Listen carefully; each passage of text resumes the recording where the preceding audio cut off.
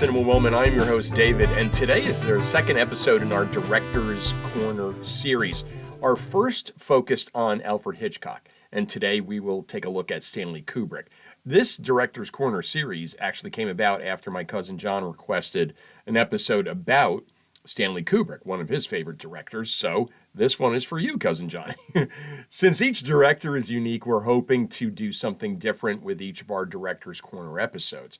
I had seen 38 films directed by Hitchcock, so for that episode we did a top 13. Stanley Kubrick only directed 16 movies, including shorts, over the years. So what we're going to do for him is present our Mount Rushmore of Kubrick films. Linking Mount Rushmore to movies is nothing new, since the monument has been featured in several films over the years, including National Treasure, Book of Secrets, and Team America, World Police. Mars Attacks redid the famous 4 with Martian images, but I liked that trick the first time I saw an alien take over the monument, which was in Superman 2, when General Zod and his crew replaced our presidents. Kneel before me, son of Jor-El. Arguably, the most famous use of Mount Rushmore in movie history is Alfred Hitchcock's North by Northwest, where the monument is used for a climactic chase sequence. Since Hitch was our first guest on Director's Corner, it makes total sense that he would have a link to the second in the series. Now, when it came to Kubrick, choosing just 4 films directed by this legendary, controversial, award-winning, critically acclaimed filmmaker was quite a task. Kubrick's films were nominated for a total of 27 Academy Awards, winning 9. Kubrick himself was nominated 13 times, but only won 1 Oscar, Best Special Effects for 2001: A Space Odyssey, which is a shameful total 1 for such an influential filmmaker, kind of like Hitchcock, who won 0. A lot of thought went into our choices, and we think that you may be surprised at what misses being etched into our cinematic granite today. If you stick around, I may run through 16 to 5 because, I did rank them all. But first, Cinema Wellman, Stanley Kubrick, Mount Rushmore. In no particular order, since George, Abe, Teddy, and TJ aren't in any particular order either. Unless it's an order that I don't know about. Was that part of National Treasure Book of Secrets? I'm not sure. I fell asleep in the theater for that one. Ask Dakota and Hannah. I shit you not. But that's another story for another day, maybe. Movies you have fallen asleep during. But first we will begin with one of the best war movies of all time. It's from 1957, and it's Paths of Glory. Not only is Paths of Glory considered one of the best war movies of all time, it's also considered one of the best anti-war movies of all time.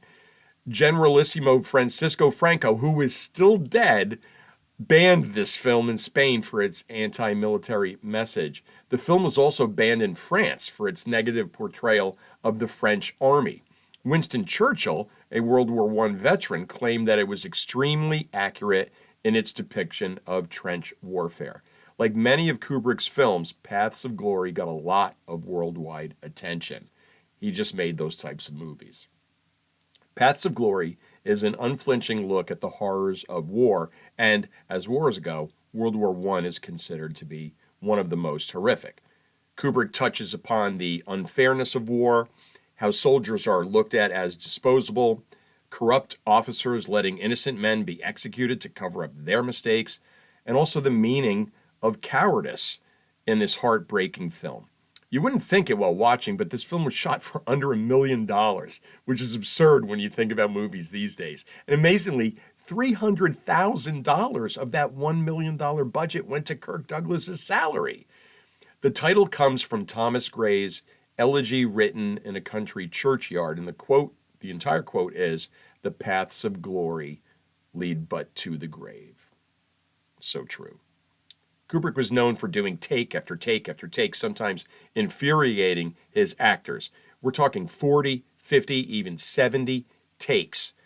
Other directors are known for their speed and one takes, not Stanley.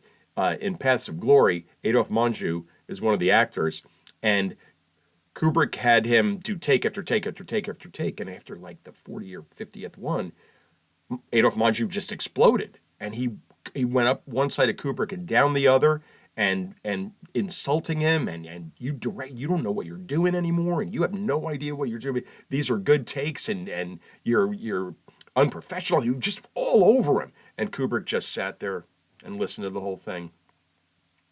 And then he just said, okay, so we're going to do the scene again, right? And Adolph Manju did the scene again. If you haven't seen it, Paths of Glory would be a tremendous opener to a World War I double feature, followed by Sam Mendes' powerful film 1917. Sam Mendes would probably be the first one to tell you how much he was influenced by Paths of Glory while making 1917. Next up is another war movie. Parts of it are just as horrifying, but this one is also insanely funny.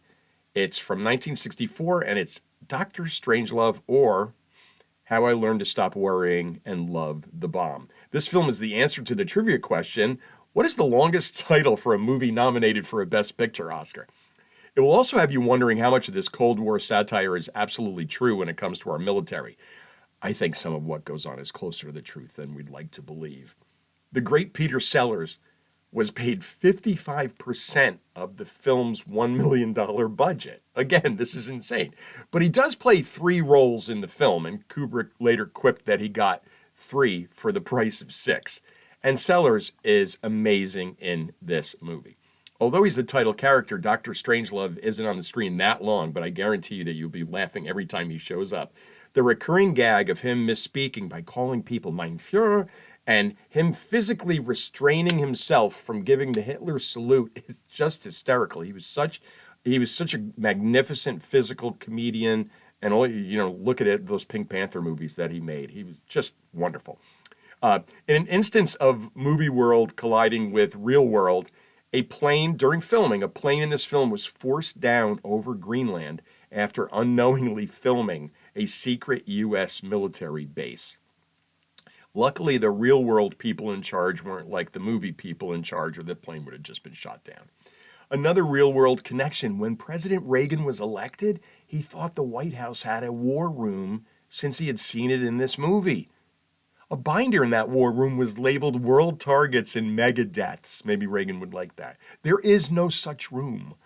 The cast in this film is top-notch. Along with Sellers, we have George C. Scott, Sterling Hayden, James Earl Jones, Keenan Wynn as Colonel Bat Guano, and Slim Pickens riding that bomb all the way down.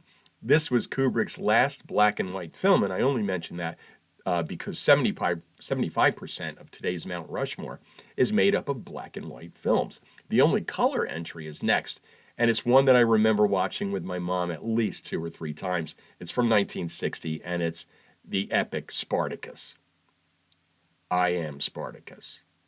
If you've seen the film, you know what I'm talking about. It's one of the most iconic scenes in film history. And when it was suggested to Kubrick, he told star Kirk Douglas, it's a stupid idea. That's just dumb. Even great directors aren't right all the time. Describing Spartacus as epic would be an understatement. This is a $12 million film, remember it's 1960, about a slave rebellion boasting a cast of roughly, 10,500 people. Uniforms and armor were borrowed from museums to dress the soldiers.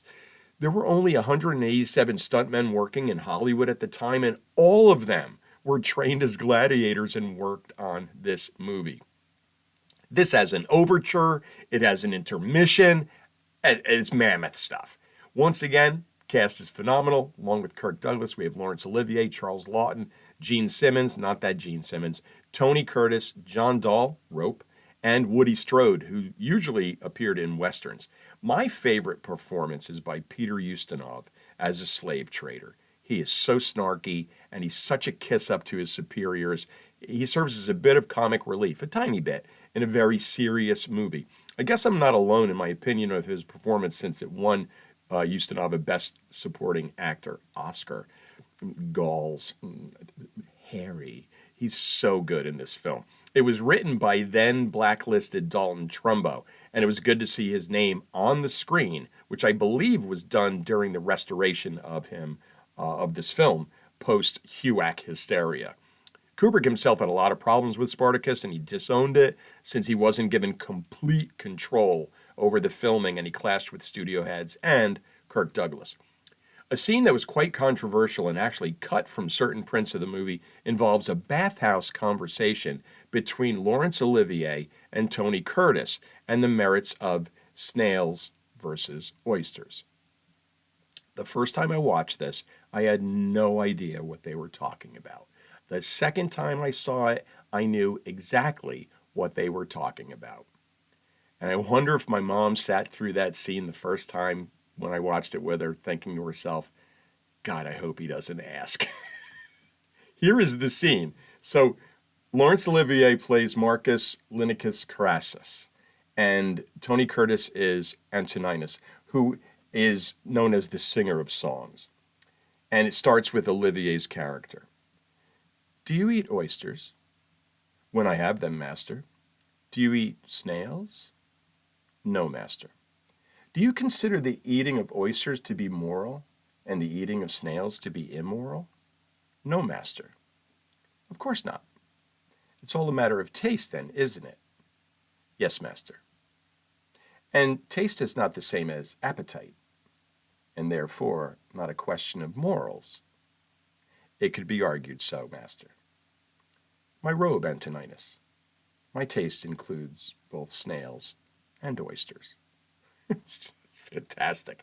And Laurence Olivier's taste included both snails and oysters. And it's just wonderful. I love that scene. The scene is it's so cool. And Tony Curtis, when I watched this for this episode, I rescreened it again, and his casting is a little bizarre, because he's from New York City, and I'm the singer of songs. But it's just a fabulous film, and it's just so wonderful. Let's get to the final head on our Kubrick Mount Rushmore. It's the first film in which Kubrick worked with an entirely professional cast and crew.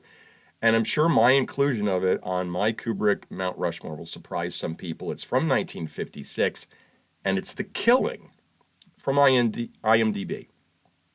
Crook Johnny Clay assembles a five-man team to plan and execute a daring racetrack robbery.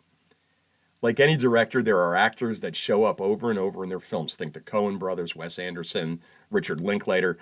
Today's quartet features Kirk Douglas twice and Sterling Hayden twice. When Douglas saw this film, The Killing, he wanted Kubrick to direct him in Paths of Glory. But when we talk about Douglas and Hayden, those are leads. I think the real meat is the character actors that directors use over and over. Joe Turkel is one of those for Kubrick. Not only is he in Paths of Glory and The Killing, he's prominently featured in another Kubrick film that you may be familiar with. He's Lloyd the bartender in The Shining. I'd like to know the name of the man who's buying my drinks, Lloyd. Turkel was also Mr. Tyrell in Ridley Scott's Blade Runner. The Killing features voiceover narration. Now, Kubrick hated it and didn't want to include it. The studio insisted, so Kubrick had the narrator give mostly false and misleading information. I just love that. The man wanted total control. The Killing employs non-linear storytelling, which I enjoy when it's done properly. This film and Pulp Fiction are both examples of when it's done properly.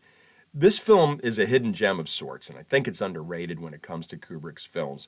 And I wish Kubrick made more film noir movies because he was magnificent at it.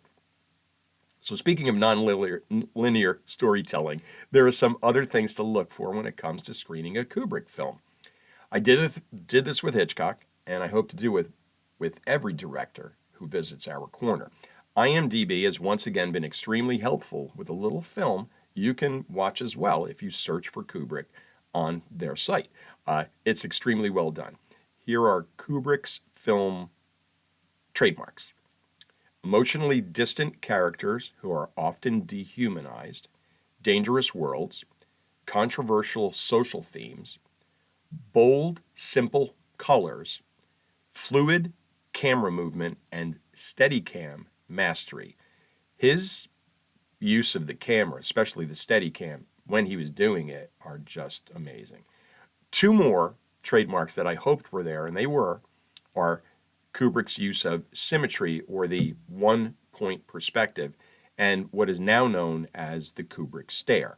The one-point perspective is something once used by Renaissance artists that involves the creation of a frame and putting an image in that frame that forces our eyes to the direct center of the frame. And when Kubrick does it, it looks like not only that center is lined up, but everything else is perfectly lined up in the shot. It's amazing to see over and over once you know what you're looking for. The Kubrick stare involves a one shot of a character who stares directly into our eyes with their heads slightly tilted down.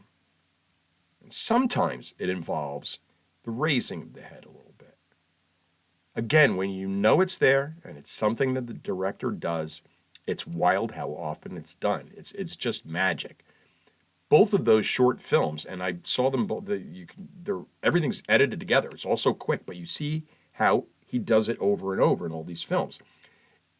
Those can both be seen on the interwebs with a minimum amount of searching. You just go on YouTube and search for Kubrick's 1 Point and or the Kubrick stare, and you'll see what I'm talking about. It's so wild when you see them all cut together in a little short montage.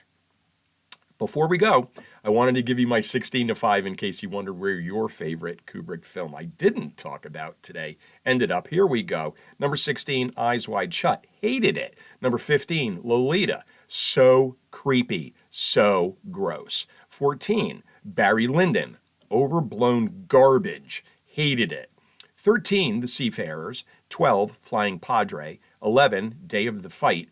10, Fear and Desire. 9, A Killer's Kiss. Now, a lot of those are shorts that I talked about. 8, A Clockwork Orange. That will be included on an upcoming episode that we're going to probably title Great Movies I Never Want to See Again. Number 7, Full Metal Jacket. That may also end up on that list. Number 6, 2001, A Space Odyssey. Smoke 'em if you got 'em, and get 'em if you don't.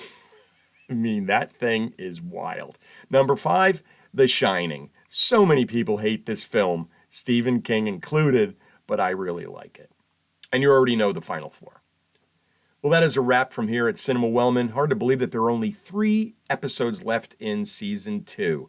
Don't forget to send us any wish list items for our 2nd annual holiday wish list episode, where we will once again run down things that we wish movies would start doing, or we just wish they'd stop doing. We hope you will join us next week for a very special holiday edition of our Which Was Worse series.